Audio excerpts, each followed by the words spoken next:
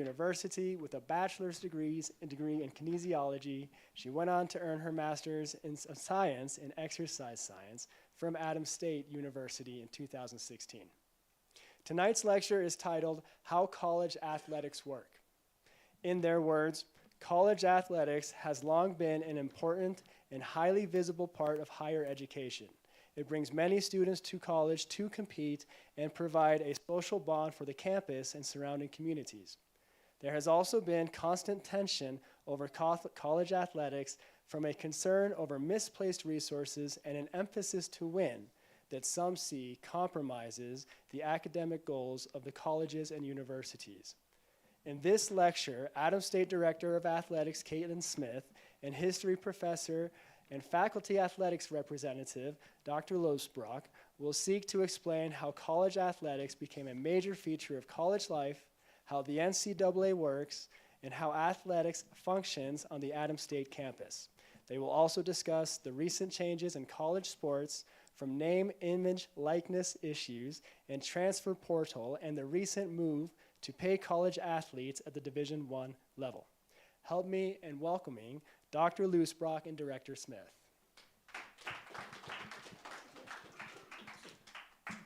So we have to use this, Jared, you said? Okay, got it, no problem. All right, well, welcome everybody. And we're gonna kind of keep this a little loose. We're gonna sort of tag team it back and forth a little bit on some of our slides.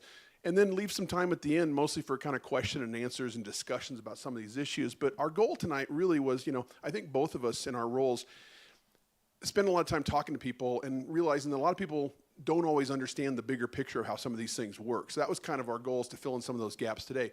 I'm going to start off really quick with, just like I said, a few questions to ponder. How and when did college athletics become such a major feature of college life? How does the NCAA work? What have been recent changes to sports, and how does this impact Adams State? I'm going to start just with a very, very quick thumbnail sketch. I don't think most people realize how deeply embedded athletics are in the college scene. They really go back to the mid-19th century.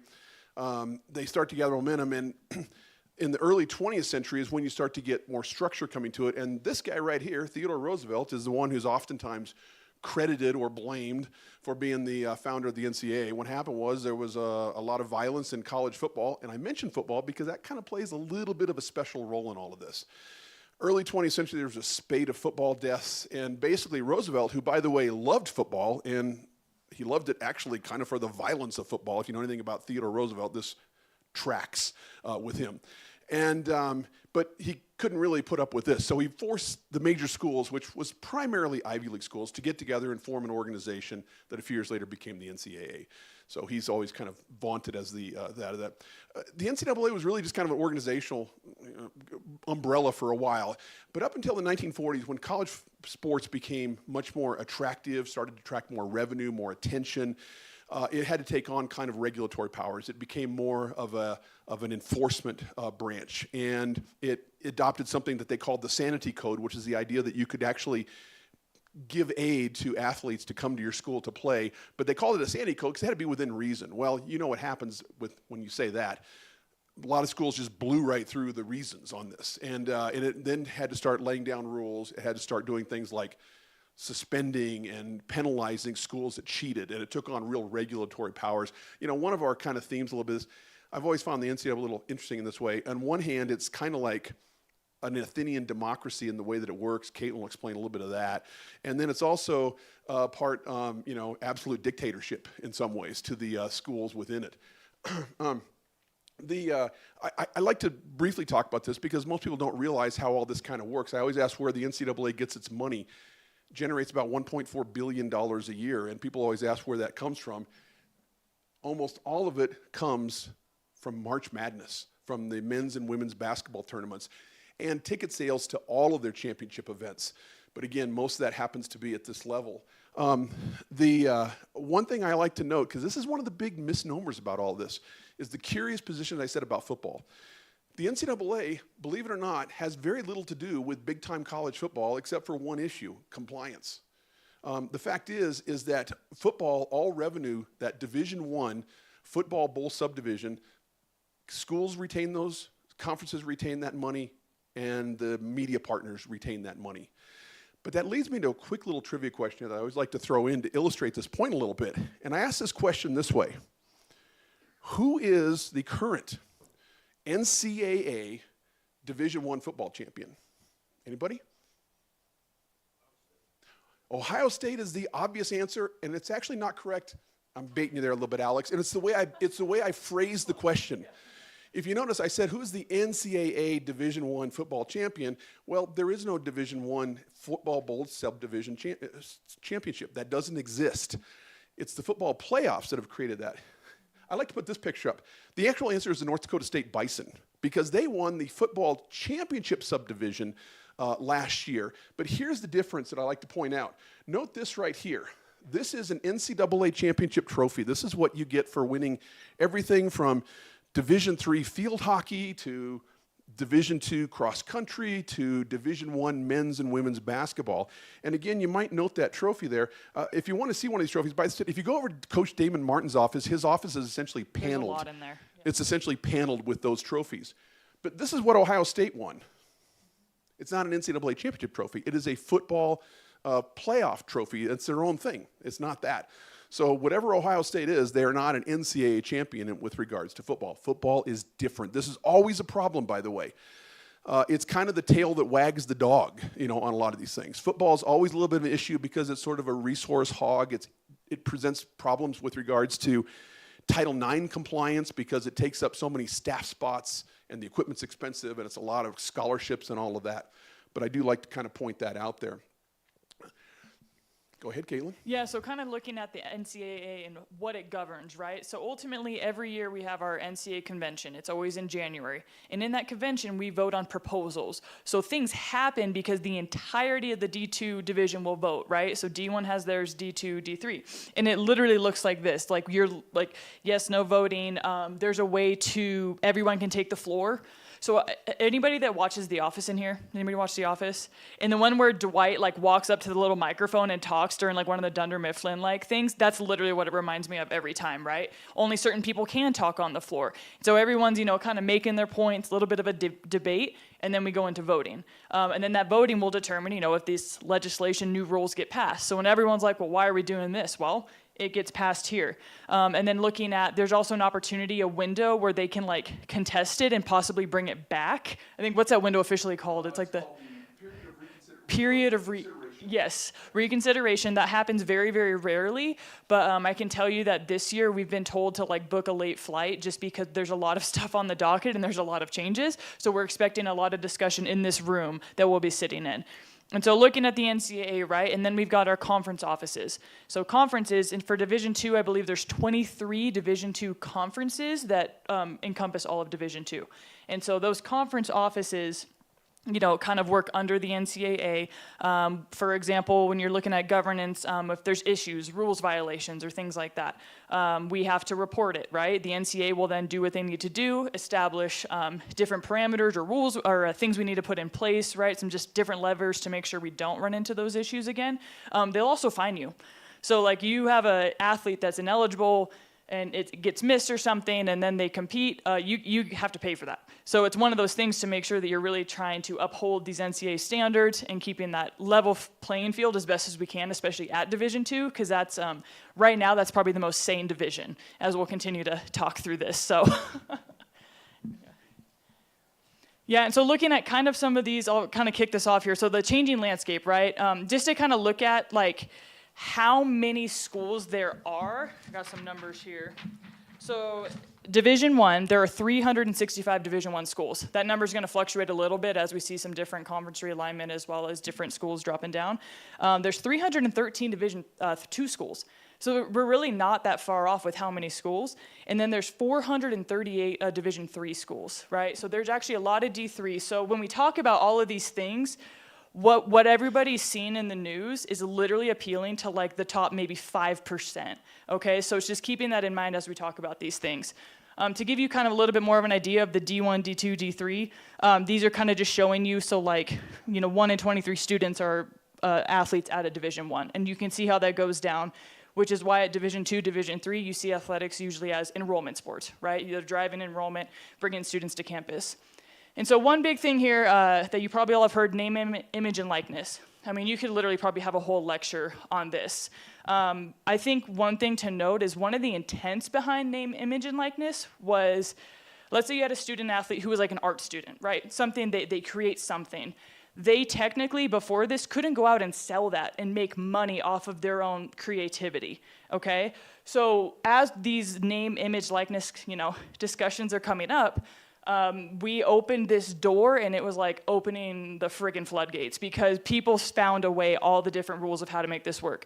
So the intent behind NIL was for, student athletes should be able to use their name, right? You think of these big-time D1 college athletes, and be able to make some money appropriately, and that's turned into just paying athletes for play, basically. And it's a very scary thing in some ways. The bigger scary part is that there's a lot of talks of student athletes becoming employees, meaning you're in contracts with them, you're hiring and firing them, right? It's a job. And that's something that's just not what college athletics is. So again, us at D2, our NIL is very, very minimal, right? You might have a couple student athletes that are gonna post on social media, make some money, things like that. We don't have a lot of D2s that have collectives, or no one's just paying them outright to play. And so I love how D2 is just hanging on to that student athlete mentality, and making sure that we remember that. Do you have anything else on NIL before we move on to portal? I have it coming up, I think, so Okay. check it out. Another big one real quick is a transfer portal. So I have some stats, I think, coming up, but the transfer portal opened, and ultimately it's caused a lot of issues with students just having a commitment to university, right? They can pretty much transfer whenever, wherever they want at any time. And that's gonna lead to some different interesting factors with NIL, because now some of these schools are moving into these agreements with especially these bigger D1 athletes, to where maybe they won't be able to transfer as much. So there's, you'll see the numbers, and they're pretty, horrifying. But just to kind of give you a rundown of D1, D2, D3, and some of those big hot topics right now. By the way, one of the things that Katelyn's referring to there, for those of us that work, and she's much more directly involved than I am, though, work in athletics, it is changing by the month, practically. The landscape, I feel like it's dizzying in terms of what it was in 2021 versus now, and it really is changing rapidly. I wonder because this is how name, image, likeness came about. This is actually a case. This is actually Ed O'Bannon that played for the UCLA Bruins back in 1995 when they won the national championship. And in the early 2000s, I think it was about 2008 or 9, he was playing an EA sports game with his nephew, and you got to pick a team from the past on the NCAA. So he picked the 95 Bruins, and he saw this image. And doesn't have his name on his jersey, but it's clear that it's him. And his thing was, wait a minute, nobody asked me for that, and I didn't get paid. He'd already had a pro career in the NBA and everything by that point. Well, that triggered a lawsuit by him that actually has, to me, been very important in a cascade of other lawsuits against the NBA that has produced the changes that we now have. Now, in part, there's legitimacy here. This is his picture. Why doesn't he get to benefit from that somehow on that? And, it was Mark Emmert, the president of the NCAA, said at the time it was a terrible decision by the NCAA. They made almost nothing off of the EA Sports, but it cost them a lot, kind of in the long run there. So states now begin to pass these name, image, and likeness where students can do this. To some extent, as chaotic as it might make college athletics, it's probably somewhat legitimized. I mean, you had students for the longest time, Jalen Rose, who was part of the Michigan Fab Five in the early 1990s, had a famous story where, he said they couldn't really afford to do much, and yet they walked down and there's their jerseys being sold all around Ann Arbor, with their names on it. And the school was making lots of money off them, but they couldn't make any off of it. So that all generated the O'Bannon case. But like I said, the O'Bannon case has been, it's like a Jenga tower almost, really, in terms of what the O'Bannon case has done for everything else. Yeah, so just kind of hitting back on the transfer portal too. So it used to be to where you could not transfer, or you'd have to sit out a year, right? And then we also had some things where we could put on, so if we had a student athlete came to us and said, I want to transfer, you could be like, okay, you can't transfer to, for us, another RMAC school, or potentially even a Lone Star school. You could put some parameters on that. And so basically right now, we are not able to prevent them from transferring. You basically show them a little video that they have to say that they watched and know, I guess, what happens in your transfer, even though we try to, remind them about the academic progress that we're trying to make with them, but they have every right to. And so the transfer portal has shaken up a lot of things, but I'll just go to the next slide and I'll show you some numbers here. So as you can see, these are all the years that the transfer portal came into play, right? So it's been in play for 6 years now. Last year, there were about 50,000 student athletes in the transfer portal, and that's across all divisions, so D1, D2, D3. Of that, about 30, of all divisions, about 50% matriculate. And then I wanted to show Division 2, because that's where we are, right? So you're looking at about 15,000 students in the portal, and about 36% of them matriculated, right? So it's not something that a student athlete just goes into and automatically goes somewhere. But quite honestly, what's happening is it's a lot of we see what's happening on the bigger stage, again, with that top like 4 or 5%. They think that they can get that, and it's just not realistic. And so really, when the student athletes do want to transfer, we do try to help them find a good home. But at the end of the day, majority of the students do not find a home. The only thing with the portal is we don't have the data on JUCO or NAIA, right? So if they go to an NAIA school, it wouldn't be tracked in here. But definitely something that each year it's grown and grown and grown. So it'll be interesting to see with some of the D1 and the power forwards and how they're now kind of treating their athletes, if we see a pendulum shift just a little bit with maybe not as much transferring when getting these kids more locked into like contracts like professional athletes at some of these universities. So something to keep an eye on there. I would also add, this has contributed to a fair amount of instability in college athletics as well. On the other hand, it also means that if they don't have these rules, if they had a rule in place preventing this, that means a student athlete would have fewer rights than a regular student would be. Regular student can transfer, why not a student athlete? So it's it's funny. My wife and our daughter was a volleyball player, ended up playing at UCCS in volleyball, and my wife has a great line on this. She always says, coaches are actually crazy, and student athletes are actually crazy, and you have to match the crazy. And sometimes it takes a transfer to do that, to get to the kind of the right spot on all of that. And I will say too, with the transfer portal, there are windows as well. So like D1 has shifted a little bit, so you'll see those numbers spike probably like January after football. Same thing with D2 after football season, you'll see the spike. But there's now different windows, as well as like you can technically get into the portal as of right now, like in August, for example. And like that's tough on coaches and coaching to know also where you're going to transfer in August. So looking at putting some different parameters on that. Again, it was one of those things. We made the transfer portal. Everybody found all sorts of ways to make it feel like it's out of control. But we got to kind of find a way to do what's best for the student athlete, but in the best way. So. This is mine, right? Yeah. Okay. This is Division II. I pointed this out. About 10 years ago, Division II underwent a rebranding. It was interesting. I was on the management council at that time, and it was clear that everybody knew what Division I was, big-time college athletics, and everybody knew what Division III was, which is more of a pure amateur. They don't have athletic scholarships at Division III. You play it for the love of the game, and you go to some nice little private school. That's what Division III. Division II didn't really have that identity, and so they came up with the "make it yours" thing. But this is what eventually kind of comes down to what makes Division II. So this is what Adams State athletics would be. It's kind of its attributes. Partial athletic scholarship model. That's a mix of Division I and Division II. Division I has a lot more. Obviously, Division III has no athletic scholarships, and Division II is usually partial. By the way, one of the things that Katelyn could probably back me on this that always kind of drives me nuts is when people always talk about, well, he got a full ride or she got a full ride. That really almost never happens at Division II, and I don't think it happens that much at Division I. Actually, it's kind of a misnomer, but people throw that term around all the time, kind of loosely. Good admission rates, mostly more cost-effective schools like at Adams State here on all of this. Greater chance, there's actually a higher percentage chance that you will get to compete in a national tournament, season-ending national tournament at the Division II level than at the Division III or the Division I level.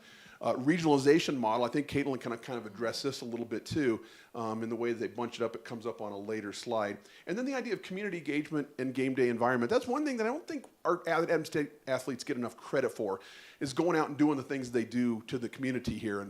And then the game day environment, the idea that you can go and hang out on the green before a football game, and it really is kind of something special about that at the Division II level. So that's what brands the athletic type of program at a place like Adams State.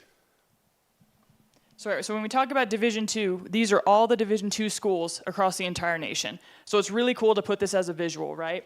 And so we are what's called we're in the South Central region, which is basically this kind of region right in here. And so when you're talking about regionalization, right, so we compete mostly with what's called the Lone Star Conference. So the Rocky Mountain Athletic Conference, Lone Star Conference, we make up the South Central region.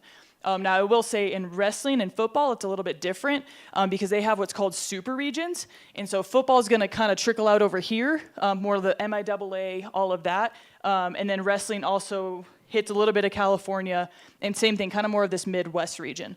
And why those sports are a little bit different and why a lot of sports can be different is because for the RMAC, for example, we have 15 schools, but only 10 of them sponsor football.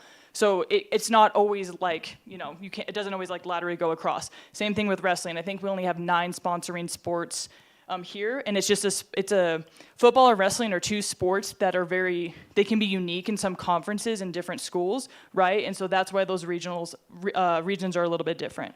And so when you talk about, so we're Division II, right? And when go to the next slide real quick. When people ask us like, why are we D2? Why not D3? Well, this is the D3 map, and mind you, we're about right here. So it makes it really, really difficult to know where would you go, potentially. And so kind of going back to that D2 slide, can you go backwards? So something to think about here is we have so many games that to be an NCAA Division II like sponsoring department, right? Each sport has minimums and maximums, meaning you have to meet a minimum amount of contest and maximum amount. So our conference, which is, again, this whole, across 5 different states, mind you, so it's not small, but our conference does our conference scheduling. And then we have what's called non-conference contests. Part of those non-conference contests is we're trying to schedule some other D2s. So it gets really, really tricky sometimes because we're going to be going down to Texas or Oklahoma. Again, not really that close. And so it's really tough when you're thinking about some of our teams, for example, our women's basketball team, right? They've made it to the national tournament the past 2 years. Why they've done that is because something that, again, a whole other thing you could talk about for like a whole lecture, but when you're looking at selections for championships, you're looking at all sorts of things, one of those being strength of schedule. So for them to be competitive, yeah, we're going to get some good stuff in the RMAC, but we're going to have to go hit some of those teams that are good, tough teams a little bit outside of our region to really have that strong strength of schedule to help us like get us to that next level. And so in my role, it's definitely travel and scheduling is probably one of the hardest parts of the job because you're battling a conference schedule, which again is across 5 states, trying to get kids all over, as well as finding appropriate non-conference schedules. And so what we try to do is partner up with some of our other RMAC schools, like, hey, come out here, you can play us, you can go play Pueblo, right? So they're getting their bang for their buck, and then when we go out there, we usually try to get a couple of games as well. But I really like to show these maps because I think people don't realize where schools are located, and then really why we at Adams State are in the right place. So. Yeah, and I've had fellow faculty members come up to me and ask, why are they playing, this game right now? And kind of holding me personally responsible for it. And I'm like, look, that's the RMAC that does that. And the RMAC does it in the most efficient way possible. So if you're a basketball team and you're going to go up to, Black Hills and South Dakota Mines and Chadron, you try to do it all in one stretch where you can knock off several games at one time. But that's tough to do, especially as Katelyn kind of alluded to. The RMAC not every team plays every sport, so it complicates that as well. Yeah, so I will say too, we are at 15 members, and I think I might have this later too, but ideally we want to be at 16 because it makes scheduling a lot easier. But unfortunately, where's our 16th member? Because we don't want to go to Montana. What do you do? Go more south in New Mexico? But that's still, eastern and western New Mexico are still far. So it's really a unique challenge that at the conference office we talk about all the time. Because it is, if we had an even number, it would really help alleviate some of our travel stresses that we have right now. Yeah, and that's kind of continuing. So yeah, basically, in us as the RMAC too, we meet quarterly. So in the fall, we actually meet on a campus. So this fall, 2026, whatever that is. The next fall that we have, the RMAC conference meetings will actually be here, which is kind of cool because it's just on a rotation. And then we meet at convention every year, as well as then we have a spring meeting and a summer meeting. It's also important to note that our conference is a president's conference, meaning the presidents have ultimate say and control over the conference. And that's also something that's very normal, especially in Division II. But yeah, like you said, when we're trying to schedule this travel, we get our conference schedule. You try to make sure we have balanced home and aways, right? On the road, try to minimize midweek games, because that's another big thing. And again, with the 15 members, sometimes it's tough. And when you've got all of these games, you have to get in. Again, going back to we got to meet some sponsorship minimums. There's a lot that goes into it when you're really trying to schedule this and getting everything in for them to be successful. And I will say also, I'm actually part of the officiating committee of the RMAC, and this issue right here is stuff that people don't really think of, which is officials. Oh, yeah. You know, officials have a very difficult job and a very thankless job, and you have to get officiating crews, and they have to come from all these places. And when you have schools like, you know, Westminster out there in Utah, or even Fort Lewis is kind of its isolation down there, even us to some extent, difficult to get those crews around, and it's complicated in the way that all this stuff ends up shaking out. Yeah, so just kind of Adams State Athletics in a nutshell. We sponsor 20 sports. I think NCAA Division II, there's like 27 sports that can be sponsored as of right now, plus there's a bunch of, a couple emerging sports. So we sponsor 20 of them, which is a lot. It really is. And so you run it, anytime you're looking at sports, you're looking at Title IX implications, right? There's Title IX is another thing. You know, there's 3 prongs. It's not just literally like, oh, you have to have X amount of men's teams, X amount of women's teams. There's a lot there about like accessibility, how we're looking at, you know, locker room spaces, field spaces, practice times, right? Those are all the things that go into this as well. And so I think, you know, looking back at emerging sports and the process for adding sports, we're always going to be going back to those maps, all right? Who around us has these sports? Yeah, I'm looking at you, Mr. Flag Football. I like the idea, but we got to find some schools to play first. But so that's, yeah, women's flag football is emerging sport. Awesome. Triathlon as well, Sean. Yes, emerging sport. And so looking at, or it is a sport, but looking at what makes sense for us, because there's a lot of things that goes into it. You know, travel's a huge one. Do we have locker room space? Do we have field space? Do we have enough staff to accommodate them? And so really looking at what makes the most sense. I also like to point out, and this is very, we do like different cohorts, so this is the last data we had for the different cohorts that come through, and our student athletes do tend to retain better and graduate, have a higher graduation rate than our general student athletes. So it's really something that our student athletes here, you know, having the coaches, having that direct contact really helps them succeed in the classroom as well, and that's something that obviously can't be forgotten through all of this. You know, to kind of buttress what Katelyn said about that too, I would say, there is one thing that, like I know administration that I've always worked with over the years, they're always appreciated about athletics. There's 3 things that athletes always raise on a college campus. They raise the average GPA, they raise the average retention rate, and they raise the average graduation rate. And that is no small thing, you know, a place like Adams State, so. I'll mention this. This is actually, and I think this is one thing that when I presented some of this last year to my faculty colleagues, they weren't always aware of, is what student athletes have to actually achieve academically to be able to get in and actually play a sport. And in most cases, usually the NCAA in most cases has higher entry requirements than the schools that are in there. I know my daughter had this issue again when she was playing in Alamosa High, and she almost got missteered by a counselor who said, no, you don't need that. You don't need another math class. Turned out she did, or she wouldn't have been able to play her first year. And so they have to also maintain a 2.0. They have to complete 24 hours of classes within a calendar year. Sometimes that includes summer if they had a bad semester or failed a class or something. One of the things, important parts of you know, the job here is also making sure that everybody is eligible, and this requires 2 things. It requires a check in December at the end of the semester, and it requires a check at the end of the semester in the spring. And those, they vary a little bit. The one in December is considerably easier than the one in the spring, but you have to make sure that they have the GPA, that they've completed 24 hours, and the last thing is they have to make progress towards a degree. This is always a lot harder to kind of determine. But it has to mean that they have a major and they are taking classes consistently in that major and advancing towards a degree.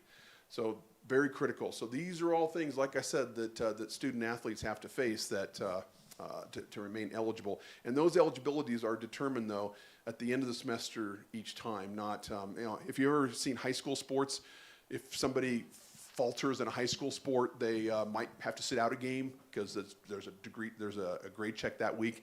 Not so at the NCAA. It's at the end of the semester. But important process that we all go through here. Yeah, and so looking a little bit about what our student athletes do, right? And this is, again, across all Division II. So when an athlete is in season, so you're in season sports, they are allowed 20 hours a week of what we call CARE, which is your accountable athletic-related activities. That includes, you know, practices, weight room, additional trainings, anything basically with a coach, as well as games. If they're out of season, they get 15 hours and then 8 hours in a week, or 8 hours in the off season. And so this non-championship is basically like our spring sport that have our what we call fall ball. Like baseball has like a fall ball. So they get more of a season where they can actually play scrimmages, scrimmages and games, them in softball and lacrosse as well. So really looking at the hours that we're doing every day and every week. It comes down to the coaches have to report this. If you go over it, you'd be in violation. And so it's something that we try to keep an eye on. This does not include anything that they do with our athletic trainers and all the other support services we have for our student athletes. So if that's after practice and they want to go into the athletic training room, that does not count towards CARA, but it is still something that is super important to the hours that they are putting in each week being a student athlete. And so I know sometimes it feels like it is a lot, and it is. And I think 20 hours a week when you're taking classes, a full-time student, if you're also trying to work. So really keeping that in mind, our student athletes, they do a lot. And it's not really like there's really no off season. Right? There's, I would call it downtime a little bit, but really no off season to where they're not doing anything relating to their sport pretty much during the entirety of like the academic year. So this is something, again, that we have to keep a close eye on and monitor weekly. And kind of buttress that too, I would say that the CARA, anything that makes you better at your sport is CARA, yeah. but anything to help you be healthy does Yeah. not count as CARA. We don't want to discourage that training table or going to the training room. Mental health has become an increasingly apparent part of some of for all students, not just student athletes as well, comes in there as well. I like to mention Mark Emmert on this because he was president. He's actually kind of the bad guy for a lot of people in the public. He was president of the NCAA for about 12 or 13 years. But it's interesting, I got to know him. I had been in conversation with him in Indianapolis. But the first thing he ever noticed about me, he said, "Oh, Adam State." And I said, "Yeah." I was at a meeting, and I was standing out in the hall getting coffee, and he passed by. He said, "Adam State," because I had it on my thing. And he said, "Yeah." And he goes, "Yeah, that's where I started my academic career." And it was funny. It's back in 1979, 80, his wife was doing a one-year residency to get a master's in education here. And he ran the financial aid department. And it's so funny because I have never talked to anybody at Adams State that seems to know that, except for one person. Karen Malgaris in the library one day said, "Oh yeah, I knew Mark when he was here." I was like, "You're kidding, you're the first person I've ever met." But Mark Emmert thinks that he went on to become chancellor of LSU in Washington and then the president. But he also became kind of the face, though, of this sort of unbending NCAA in the tide of all the changes that were coming along with things like NIL and transfers and all that. And he was kind of holding the line. He finally retired a few years ago, and now Charlie Baker, the former governor of Massachusetts, is now the executive director of the NCAA. I just kind of mentioned briefly the role of faculty on all this because, part of what happens is that when I get concerns, the faculty, I always point out the faculty they have a role in athletics here, and part of that has to do with the burden that is placed on them. It does mean that having a lot of student athletes, they miss a lot of class, for contest. And it's up to the faculty member to make sure that is accommodated. They have to do that. Student misses work, there has to be a way for them to make that up in some way, shape, or form outside. And so I said that that makes it sometimes tough, especially at a school like Adams State, where we have so many sports and we have such a high percentage. Do we know the exact percentage of our students now that are athletes here? I think it's like 35 to 40. 35, 40%. That's a lot. It's pushing half, really. And so that's always going to be kind of a burden on some of the faculty. But one of the things I always like to tell student athletes, so don't make it hard on your faculty member outside of that. Be in class, do the stuff in a timely fashion, make up the work right away, go see them before you travel, and do all that. But it really is all of that. And so at any rate, the faculty does play a significant role in that way as well. This is another slide I kind of put in. And this is probably one of those things that's what's wrong with college athletics. This is a map showing the highest paid public employee in every state. This is a few years old now, but it's still applicable, I think. And basically, what you see there is that every single state, the highest paid public employee is a coach. Usually football or basketball. I happen to go to the University of Kansas. I can tell you that person is Bill Self, the basketball coach at University of Kansas, or any other state you could look at it there.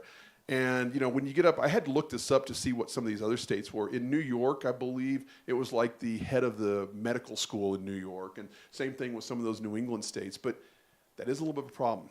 I do believe one of the great problems that we have are the coaches' salaries that has driven a lot of this as well. And the fact that we have coaches making $8, $9, $10 million a year, and then the buyouts. You can go and do a shitty job at LSU, and you can get paid $54 million buyouts, although that's in dispute right now with Brian Kelly. He's disputing. They're trying to pay him a lot less than that for cause and all. But I do think that there's a problem with this. And one of the things I would also say, this is also this is very uniquely American. for a few years, I was part of a sport research group at Oxford University in England, and I was doing NFL work, research on the NFL and presenting it over there. And as one of the few Americans as part of this group, when I went over to Oxford, it was funny. One of the things they wanted to talk to me about was college athletics because they think it's weird or they're curious about it, that they can't understand why athletics is any part of an academic scene because this is the only place it really happens in the entire world is here. Everywhere else, you can be an athlete in college, but you go to a local club and you participate there. And so that is kind of, for better or for worse, it's a form of American exceptionalism, I would argue, on something like that. So, I think it's just there's countless lawsuits right now, and it's become federal action for how we're handling like college sports, and especially at more at that D1 level. Again, these lawsuits. So one of the big ones that came about was Pavia. I don't know if anybody heard from him. He was actually at New Mexico Military Institute, was at a JUCO before, argued that his JUCO year shouldn't count towards his eligibility because there's a difference between, so you get basically 10 semesters, and then at D1 it's a clock, right? So like he had semesters left, but like his clock had ran out, or there are some ways, but basically what it comes out to is he had years left, but lost his eligibility, so he wanted to say JUCO years didn't count. Well, why he was saying that was because he's losing out on millions of dollars. So now we've got this, it's again all about the money, and that federal court, I mean, all of this stuff, and it actually passes. Like the judge ruled that it should not count, and he got that extra year. So what happened there was he gets an extra year. This is all current, basically. He gets an extra year. Then all of a sudden, well, that's not fair to all the other D1 athletes out there that fall into the same boat. So they approved it for every single athlete for a one-time exception for this year, that you get that fifth season if you had a JUCO, didn't exhaust your eligibility, all that. Well, what happened was they didn't allow that for Division II. Division II Management Council, which is another part of the NCAA governance, actually voted against it. So now we've got D2 athletes that were like, well, that's not fair if they get an extra year and I don't. So now what we're running into is so many lawsuits and cases. I mean, there's a website that you can look and just see all the ones that are up and everything that's happening. NCAA, so back to that convention that we have every January, Division II is looking at moving to 5 seasons. So you get basically 10 semesters, so that's 5 years, 5 seasons, that's it. Well, now D1's come back and they're like, well, we're not making any changes till 2027. We're going to keep 4 years. Well, clearly y'all have shown that you don't want to do that, and people are just going to continue to fight it. So there's so much, and then there's, we've got the Save College Sports Act, right? Because now what's happening with all these cases, again, they're appealing to a very small percentage, and a lot of them are appealing to football, basketball. As you've seen, that's where the money's coming from. So now there's this huge push and scare for Olympic sports, right? That's your track, that's your wrestling, that's your swimming, that they're not really getting much out of this. And so what athletic departments are having to do is they're actually having to cut employees to be able to pay their athletes, as well as cutting sports. And the sports that they are cutting are unfortunately those Olympic sports because they don't make money, right? And so we're in this weird cycle where are we going to see some more shifting of some of these Olympic sports coming down? Because think about the Olympics and what they do for the entire world. And a lot of those athletes come from these D1 schools. And so it's a very, very interesting time. There's the Save College Sports Act, and then what's the other one called? The House Settlement. That's the big one that's going around right now as well. But really, at the end of the day, it's trying to do, it's all about money, unfortunately, at that level, and it's really hurting some of these other sports. And I have a piece about the Alston case. This is one that really kind of broke the dam a few years ago in 2021. Sports leagues are always interesting because they always have I'm kind of a economic and social historian, and most sports leagues have some form of usually antitrust protection. In order to be able to have kind of a level playing field, they need to suspend some aspects of what we'd otherwise consider to be economic competition. And in most cases, they've usually won these cases over time. The NCAA won all of those cases until 2021. And the Alston case really did kind of break it. And again, it really did kind of stem originally from the O'Bannon case here. But I actually put up here, this is actually Judge Brett Kavanaugh who wrote the majority opinion for this. This is actually worth taking a look at because it kind of explains where things are nowadays. To be sure, the NCAA member colleges maintain important traditions that have become part of the fabric of America. Game days in Tuscaloosa and South Bend, the packed gyms of Storrs and Durham, the women's and men's lacrosse championships on Memorial Day weekend. And again, these are all pretty prominent, really, aren't they? Track and field events in Eugene, spring football and baseball, World Series in Oklahoma City and Omaha. The list goes on. But those traditions alone cannot justify the NCAA's decision to build a massive money-raising enterprise on the backs of student athletes who are not fairly compensated. Nowhere else in America can businesses get away with agreeing not to pay their workers a fair market rate on the theory that their product is defined not by paying their workers a fair market rate, or not by paying their work. Sorry, I messed that up. And under ordinary principles of antitrust law, it is not evident why college sports should be any different. The NCAA is not above the law. So I'm telling you, that paragraph right there did kind of, it was one of the major changes in athletics and since it's really started. It was right there.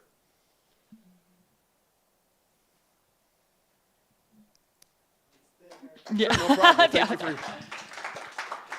Thanks for your attention on that. And Yeah, but there was definitely a lot there, and I know there's probably a lot more that could be talked about, but definitely wanted to open up some more discussion and dialogue if anybody had anything. Yeah.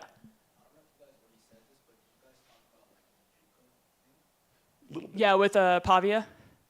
Yeah, no, we did a little bit, and so just to kind of, and then, I think you're also talking about with the JUCO, there's also like another, again, somebody is suing somebody with some court system right now or whatever, but that the JUCO should just be like not even count at all, like period. So take out Pavia, take out 5 seasons, take out that. Okay, you go to a JUCO for 2 years, and then you can go play 4 years at an NCAA as well. So I don't think that will go much of anywhere, but definitely something that we're keeping an eye on. And we're just at this point where anybody that becomes unhappy with something, they're just going to open up another lawsuit, and it's just, we don't see an end right now, to be completely honest. Yeah. Yeah. By the way, Diego Pavia is the quarterback at Vanderbilt, and so he's gotten Vanderbilt really good. Vanderbilt's actually relevant in football for the first time since like 1948. Yeah. Yeah, it is. That's there's a famous line by Don Ohlmeyer, who I think used to be head of CBS Sports, and he had a great line. He always said, "The answers to all of your questions are money," and that's certainly true when it comes to a lot of this.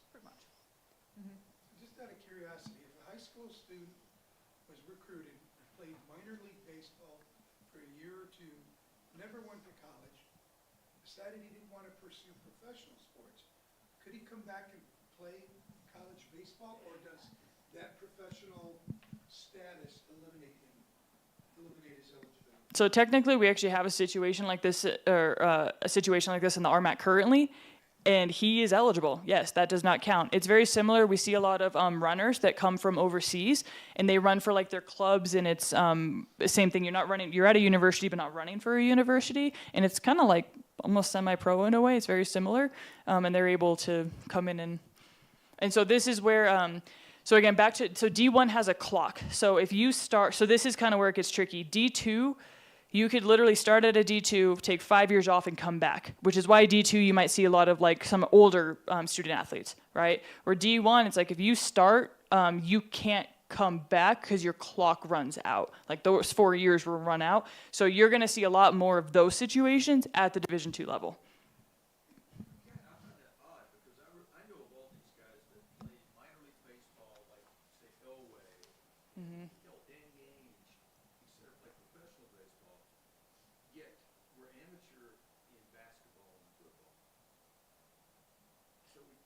There's like uniqueness to a lot of different sports and how they do things. In every situation, it's not very, like the NCAA, if anything we know, it's not like black and white. It's not very like you do A, B, and C. No, it is like you jump, there's so many ways. So this student athlete in particular, Mark's referencing, we'd have to look at so many different things regarding it because it's not just like a yes or a really clear answer. So there's so many different, and this is why rules get made, is because we see things like this happen. So next thing you know, there'll probably be something in place that we can't allow that. But there are some stipulations, but it's not very clear cut, I guess. But I know, there's a student athlete in the RMAC that we've actually been discussing that's very similar to that situation. Mm-hmm. Mm-hmm. Mm-hmm. Yep. And going on what Katelyn said too, I remember 10 years ago we had a runner from Australia here, and before he was cleared to compete, he had to sit out a little time, but he also had to pay back money that he had won in a race over in Australia. That's another thing, yeah. And nowadays, that would be no big deal. It was a big deal 10 years ago. It cost him some meets, and I remember it was a semester he had to sit out, something like that. So it was kind of a big deal, and that's another big change. Because it would hurt their amateurism. Yeah. And that pretty much all that's kind of gone out the window now. Yeah, in a lot of ways. Or fun runs. Sometimes runners would go, and especially our runners, they could go back and do like a turkey trot on Thanksgiving back in their hometown and actually win money. And of course, oftentimes, but they couldn't get the money from that. They couldn't claim the prize. Yep. But now they can. Now they can. Doesn't it ask in that NCAA clearinghouse, doesn't it say like, have you ever accepted money from, like it's asking about your, what she said, the amateurism thing? Now that they're shattering you, like you could go on another race, still be in NCAA, like get money from that race. I don't know. As far as I know, there is something around it. I think you have to mark it because I think we have to look at it. Unfortunately, yeah, our compliance guy was supposed to be here and he's not. But yeah, it's. Yeah, we had planned for him to do. We had part of planned this for as him well. to answer those questions. He Yeah. could do all the wonky. Yeah, those one-offs, eligibility but kind of yeah. questions. So. Yeah, I know. Go ahead, Phil. So you have the data on the transfer portal. Is there any data about which division is maybe most impacted by the transfer portal? Yeah, so in where I pull all that, you can look at like multiple things, division to division, this division to this. So yeah, if you ever want to look at that stuff, I'd be more than happy to sit down and show you all the different like graphs and data that you can pull. But has any been more affected than 1, 2, or 3? Have you noticed that? I would say probably D1 is probably the biggest, and I also think one thing that we didn't mention is D1 also just moved to roster limits.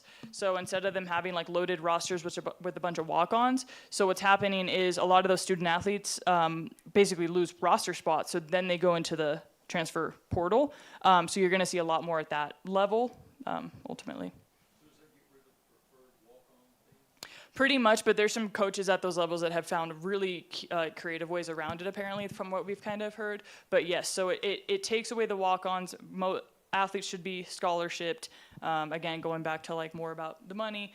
But yeah, the roster limits are something that have hurt. And then what we're also seeing is, so for example, back to kind of how the Olympic sports kind of get screwed sometimes is like, okay, football is a men's sport, right? If I've got men's and women's track and field, I'm going to say my roster limit, I'm going to go maximum on the women's side, but I'm going to move down the men's side because then you're running into Title IX implications.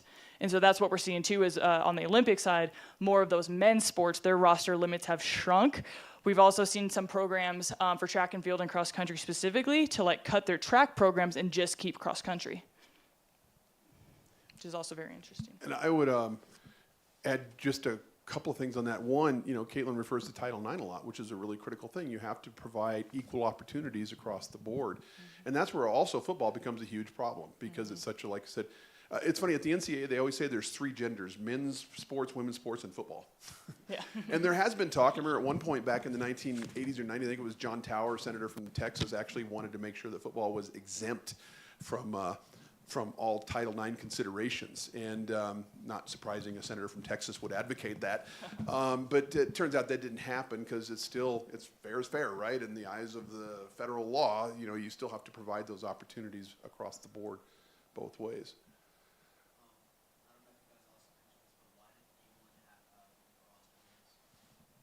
Money. That was a lot of it because now they're trying. I think it was just for the scholarship wise. So I think what they're doing is with the way NIL, and again, we're not super versed in it because we don't deal with it a lot, but with the way NIL works, now all the money has to come from the institution. So the money has to be funneled through that and not all these outside entities. That was kind of a recent change. And so what they're doing is they're looking at the scholarships, I think, and minimizing those to then be able to pretty much pay their athletes a little bit more, is honestly, it all comes down to money, unfortunately. Another kind of interesting fact about D1 athletic departments is, right, so I mentioned earlier that they're cutting positions, right? They're cutting positions to be able to pay their athletes.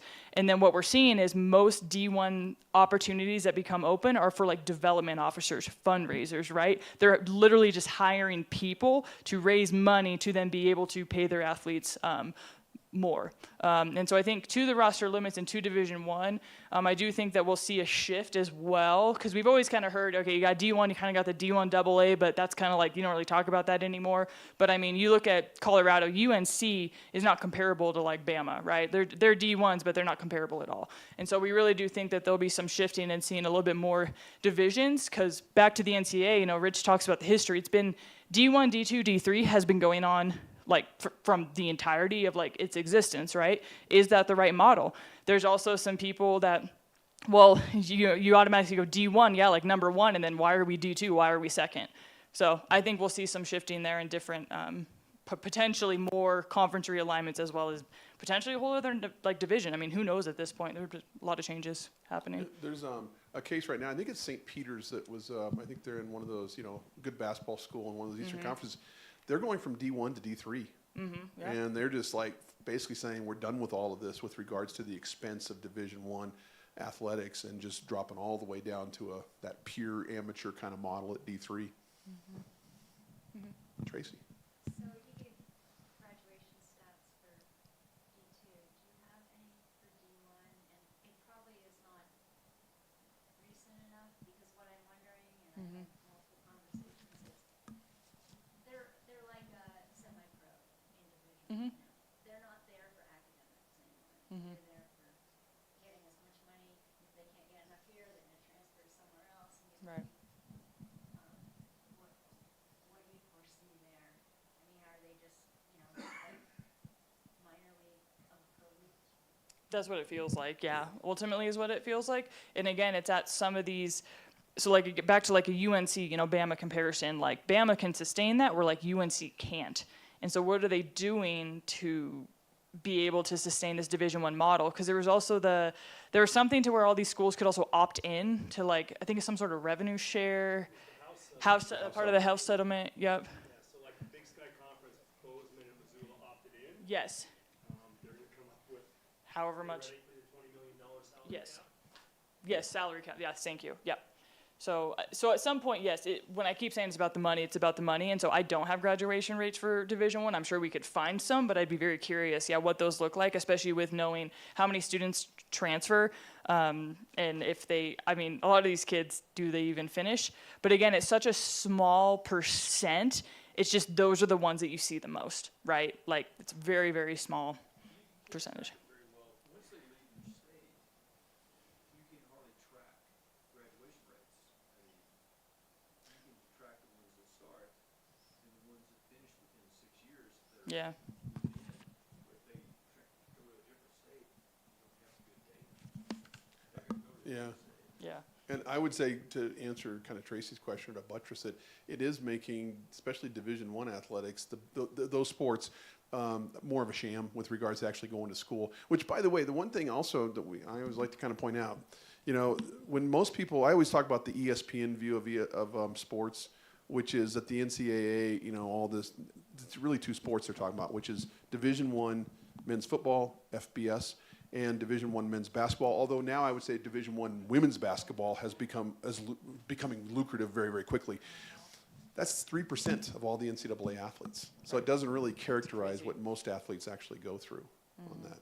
But I think one of the problems with the transfer portal is that it's going to make it harder and harder for some of these students to actually get their degrees if they transfer once or twice. I have a student I was talking to the other day who's leaving, and he's got 1 year of eligibility left. Well, usually if you go to a school, you're going to have to take at least how many hours? What's our requirement, Mark, for if you come to Adams State, how many hours do you have to take at Adams State to get a degree? I think it's like Anybody know? 30. Well, 120, but how many at Adams State? I think do you have to- 30 if you're a transfer, right? Yeah. 30? So possible, but not terribly likely. That means he's going to stick around a while there. So that's a little bit of an issue for sure. So. Let's thank our speakers again.